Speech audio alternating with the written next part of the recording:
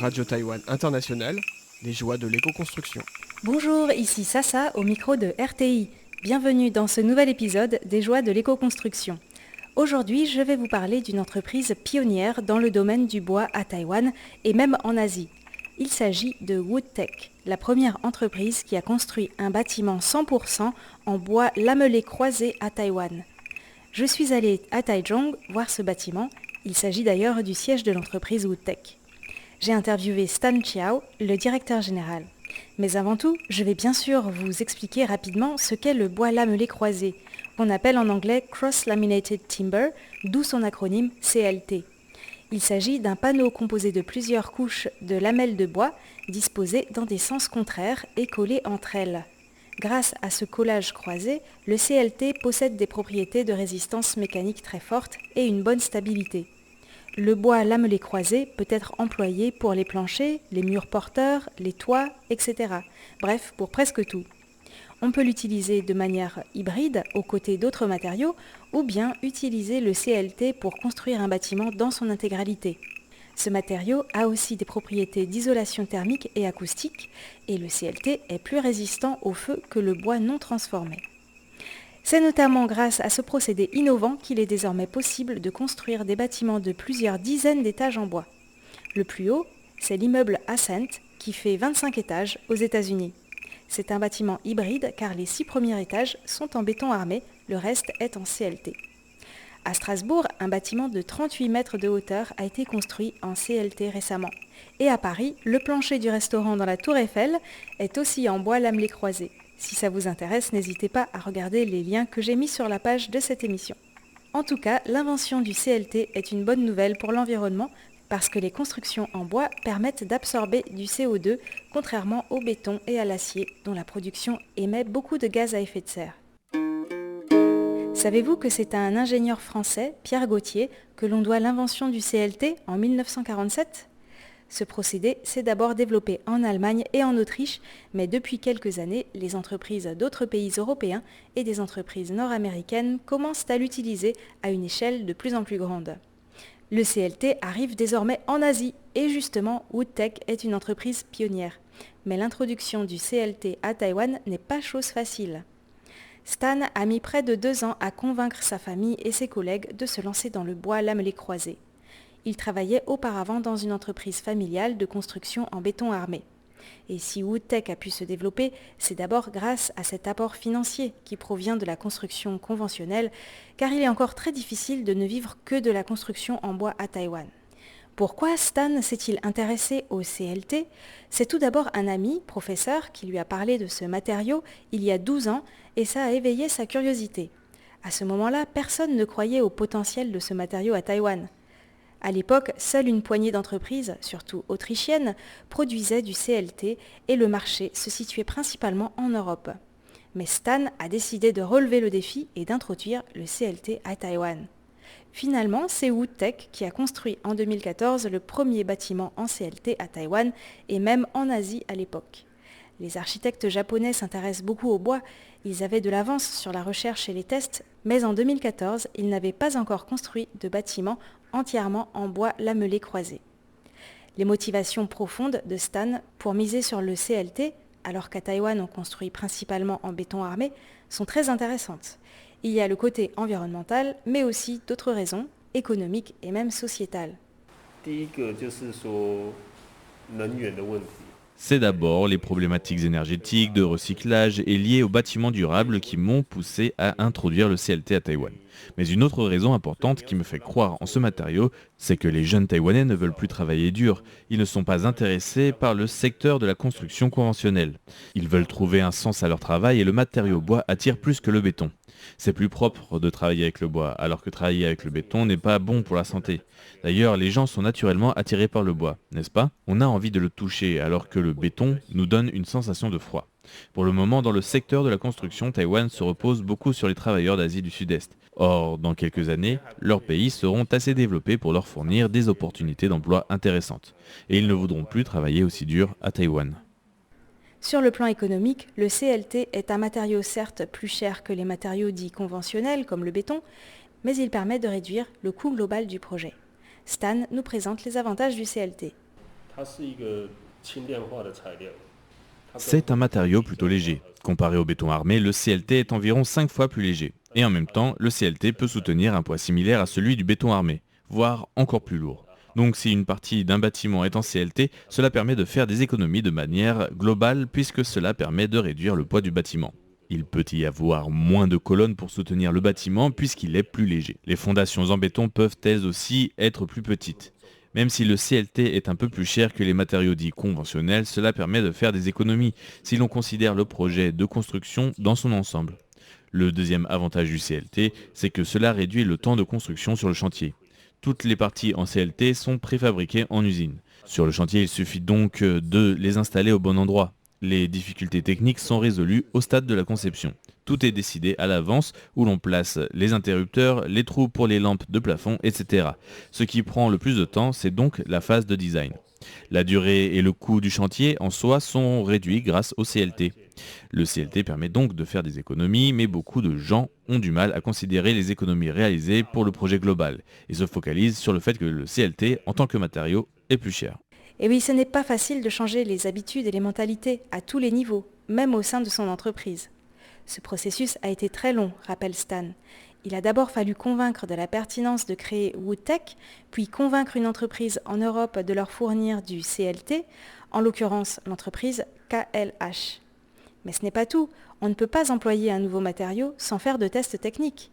Bien que de très nombreux pays aient déjà réalisé les tests incendie, il a fallu les refaire à Taïwan.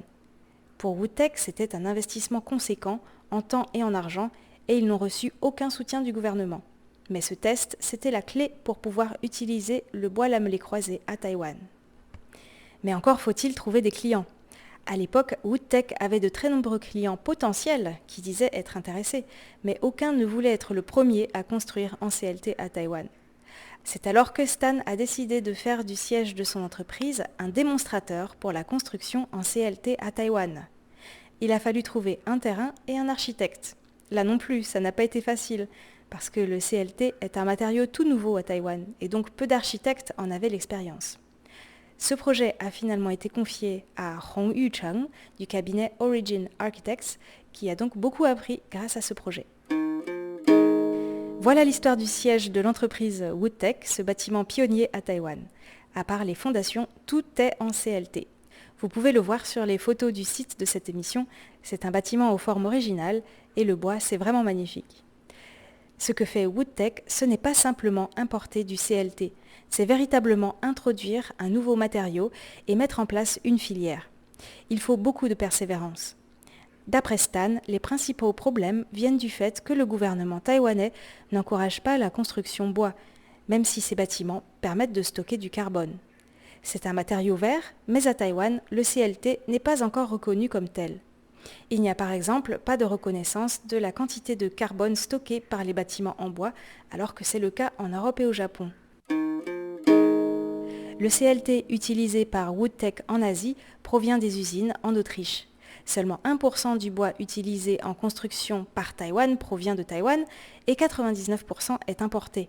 Mais en plus, pour le CLT, c'est vraiment particulier, parce que le CLT est coupé sur mesure en usine au préalable et pas sur le chantier. Si Woodtech voulait utiliser du bois taïwanais, il faudrait donc aussi qu'il y ait des usines capables de fabriquer ça à Taïwan et ce n'est pas le cas. J'ai demandé à Stan si les gaz à effet de serre dus au transport du CLT, puisqu'il est importé, ne réduisent pas ses avantages en termes environnementaux. Stan a une vision nuancée. C'est trop simpliste de penser comme ça. Certes, le cargo émet du gaz à effet de serre, mais il transporte aussi d'autres marchandises. Le CLT n'est pas responsable de toutes les émissions de gaz à effet de serre du cargo. Mais, plus important encore, ce n'est pas toujours possible de tout produire localement. Non seulement construire une usine pollue, mais en plus, il faut dépenser beaucoup d'énergie. En plus, cela nécessite un investissement conséquent. Or, Taïwan étant en retard dans le domaine de la production de bois, ce ne sera pas facile pour Taïwan de produire du CLT qui soit compétitif sur le marché. Je ne suis pas opposé à la localisation de la production bien sûr, mais c'est un processus de long terme. Il faut compter une dizaine d'années pour réussir à fabriquer des produits compétitifs car l'Europe a commencé longtemps avant nous. Ce retard sera très difficile à rattraper. C'est un peu comme pour les semi-conducteurs, le reste du monde essaie de rattraper Taïwan, mais on a une longueur d'avance parce qu'on a commencé avant. C'est trop simple de dire « je veux produire localement pour éviter les émissions de gaz à effet de serre du transport maritime ». Construire une filière locale, ce n'est pas si simple. Et puis, même si Taïwan réussit à produire son bois localement, cela ne permettrait pas au CLT de se développer. Le principal problème, c'est que le code de la construction taïwanais n'a pas évolué depuis 20 ans.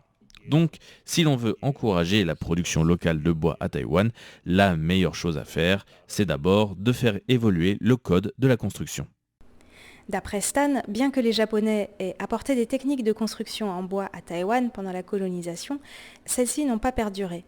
D'ailleurs, de nos jours, on peut trouver des artisans qui rénovent le bois, mais pour construire en bois, c'est difficile d'en trouver. D'ailleurs, de nombreuses idées reçues circulent. Le bois s'enflammerait facilement, craindrait l'humidité, serait rapidement attaqué par les termites, etc. On ne parle que des inconvénients, sans parler des avantages. Et en plus, en ce qui concerne le feu, l'humidité et les termites, il y a des solutions. J'ai demandé à Stan s'il pense que l'objectif de neutralité carbone à l'horizon 2050, que le gouvernement taïwanais s'est fixé, va permettre de développer l'utilisation du CLT à Taïwan. Malheureusement, il pense que ce n'est que de la rhétorique et qu'on va continuer à construire presque uniquement en béton armé. En changeant la manière de quantifier les émissions des bâtiments, on peut donner l'impression d'une diminution, mais en réalité, Stan ne s'attend pas à un changement de paradigme. Cela est aussi dû au coût très bas de l'énergie à Taïwan en raison des subventions gouvernementales. Si l'énergie était plus chère, la construction en béton ne serait plus aussi attractive et les gens se tourneraient davantage vers d'autres matériaux qui ont de meilleures qualités thermiques, ou bien ils isoleraient leurs habitations afin de réduire l'utilisation de l'air conditionné. Mais ce n'est pas facile de réduire les subventions gouvernementales pour le moment, ça provoquerait une vive réaction de la population. D'après Stan, si l'on veut encourager l'emploi du CLT et d'autres formes de bois manufacturés à Taïwan, il faudrait faire évoluer le code de la construction sur 3 points. Premièrement, selon la réglementation actuelle, une construction en bois ne peut pas dépasser 14 mètres à Taïwan, soit seulement 4 étages. Deuxième problème, selon la réglementation taïwanaise, la durée de vie d'un bâtiment en bois est estimée à 10 ans, ce qui est sous-estimé. On voit bien que les anciennes maisons japonaises en bois ont duré plus de 10 ans, et en réalité, les bâtiments en CLT ont une durée de vie d'au moins 50 ans. Mais cette réglementation est un frein important. Ça signifie que si une entreprise fait un prêt bancaire pour construire un bâtiment en bois, le prêt doit être remboursé en 10 ans maximum, ce qui n'est vraiment pas facile. Troisième problème, puisque le gouvernement taïwanais ne reconnaît pas les tests techniques étrangers, il faudrait réaliser des tests à Taïwan pour faire évoluer les règles techniques de construction en bois. Sur ces 3 points, le gouvernement n'a pas évolué depuis 20 ans, constate Stan. Il est donc impossible de généraliser la construction bois à Taïwan et donc par ricochet de développer une filière bois et la production locale de bois taïwanais. On aura beau vouloir encourager la production de bois dans les forêts taïwanaises pour éviter d'importer du bois, si la législation ne permet pas de construire en bois, ça ne sera ni rentable ni réaliste. Les problèmes ne sont donc pas techniques, c'est simplement un manque de volonté politique. Malgré tout, Stan ne perd pas espoir. Le prix des matières premières a beaucoup augmenté ces derniers mois, mais le prix du bois a moins augmenté que les autres matériaux, et c'est un matériau renouvelable, même s'il faut du temps pour que ça pousse. Le bois a quand même de nombreux avantages, et notamment celui de pouvoir être recyclé facilement et à un coût raisonnable, contrairement au béton. Je ne suis pas pessimiste, je constate simplement que si l'on ne résout pas ces 3 problèmes, on ne pourra pas développer les constructions en CLT ni les constructions en bois de manière générale à Taïwan. Cela ne pourra se développer que lorsque ces problèmes de réglementation auront été résolus. Aux États-Unis, par exemple, cela se développe très vite, parce que les Américains ont réalisé depuis longtemps les bénéfices économiques du CLT et ont fait évoluer leur réglementation. Woodtech a participé à quelques projets de construction à Taïwan, notamment le musée des beaux-arts de Jiayi, sur lequel j'avais réalisé une émission. C'est Woodtech qui s'est chargé des murs en CLT. Toutefois, le marché taïwanais est très restreint, et Woodtech ne peut pas compter que sur ce marché local. Bien que cela n'était pas prévu au départ, Woodtech s'est donc développé dans d'autres pays d'Asie, notamment à Singapour. C'est arrivé un peu par hasard. Le gouvernement singapourien a réalisé dès 2016 l'importance du CLT parce que c'est un matériau sûr, durable et surtout rentable. Il permet de réduire le temps et le coût de construction. Une délégation de fonctionnaires singapouriens est allée rencontrer Woodtech à Taichung pour discuter de ce matériau. Quelques semaines plus tard, un entrepreneur singapourien a contacté Stan avec un projet de construction en bois lamelé croisé.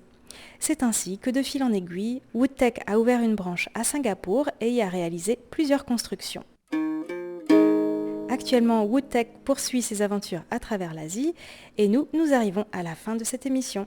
J'espère que vous aurez appris beaucoup de choses sur les constructions contemporaines en bois et si vous vous intéressez à ces sujets, je vous invite à écouter également mon autre émission, Taïwan dans toute sa diversité, car je viens de commencer une série sur les forêts de Taïwan. C'est vraiment passionnant. À bientôt!